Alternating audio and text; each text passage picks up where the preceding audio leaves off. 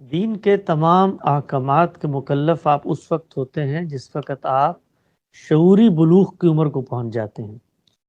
شعوری بلوغ کا مطلب یہ ہے کہ آپ میں سوچنے سمجھنے کی صلاحیت ہے، آپ میں ارادہ اختیار آ چکا ہے، آپ زندگی کے فیصلے کرنے کی پوزیشن میں آ چکے ہیں۔ جس طریقے سے آپ دیکھیے کہ ہم نے مختلف زندگی کے جو عملی معاملات ہیں ان کے اندر فیصلہ کرنے اختیار دینے کی عمر طے کی ہے۔ مثال کے طور پہ ڈرائیونگ ایک شعوری کام ہے جس میں آپ نے پورے ارادے اور اختیار کے ساتھ اور شعور کے ساتھ سڑک پہ اترنا ہے، تو آپ نے اس کی ایک عمر طے کی ہے۔ اسی طریقے سے ووٹ دینے کی آپ نے ایک عمر طے کی ہے۔ اسی طریقے سے اور اختصاصی تعلیم کے میدان میں جانے کی آپ نے ایک عمر طے کی ہے۔ تو یہ سب کے سب اسی اصول پر ہیں۔ شادی کی آپ نے کم سے کم عمر طے کی ہے، تو یہ سب اسی عقلی اصول پہ ہیں کہ آپ شعوری طور پہ بالغ ہو گئے ہیں۔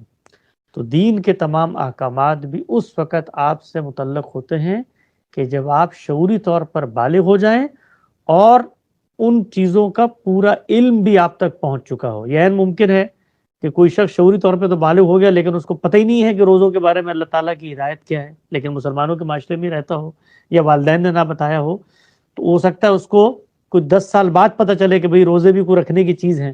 تو جب اس کو معلوم ہوگا تو اس دن سے اس کی شعوری بلوغت کی عمر شروع ہو جائے گی۔ اس معاملے میں، باقی معاملات میں ہو سکتا ہے وہ شعوری طور پہ بالغ ہو چکا ہو۔ تو یہ ہے اللہ کی جانب سے اگر آپ دیکھیں مسئولیت کے پہلو سے۔ دوسرا پہلو کیا ہے کہ میں اگر مسلمان ہوں، مجھ پر یہ واضح ہے کہ یہ اللہ کی ہدایت ہے، تو پھر میں ہر سچی بات کو، ہر اچھی بات کو اپنی نسلوں میں جاری کرنے کا جذبہ رکھتا ہوں۔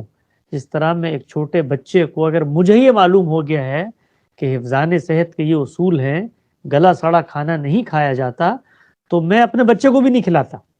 یہ نہیں کرتا کہ اس کو میں کہوں کہ ابھی تم کھاؤ، ارادے اختیار شعور کی عمر کو پہنچو خود ترک کر دینا، نہیں، اس کو بھی نہیں کھلاتا۔ کیوں؟ کیونکہ مجھے پتا ہوتا ہے کہ یہ اس کی صحت کو نقصان پہنچا سکتا ہے۔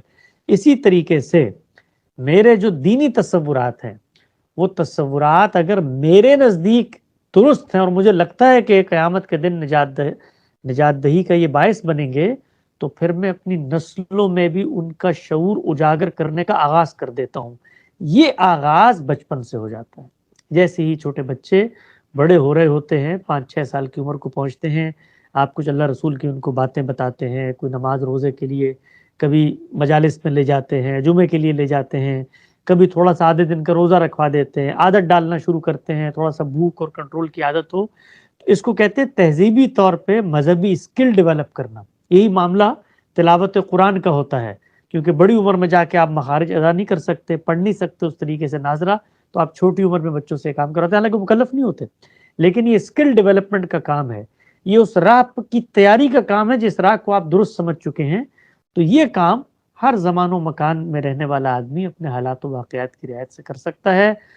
تاہم اس میں جو کچھ روایات سنائی جاتی ہیں نماز کے حوالے سے کہ 7 سال کا ہو جائے تو یہ کرو، اور پھر 8 سال کا ہو جائے تو یہ کرو، اور 9 سال کا ہو جائے تو مارو پیٹو، یہ بالکل بے بنیاد روایات ہیں۔ رسالت آپ صلی اللہ علیہ وسلم سے ان کی نسبت ثابت نہیں ہے۔ نماز کے بارے میں بھی مسئولیت بلوغ کی عمر میں ہوگی، تاہم ترغیب دینا، بچوں کی ڈیولپمنٹ، اسکل ڈیولپمنٹ کا عمل، وہ جس عمر سے آپ چاہیں ان میں شروع کر سکتے ہیں۔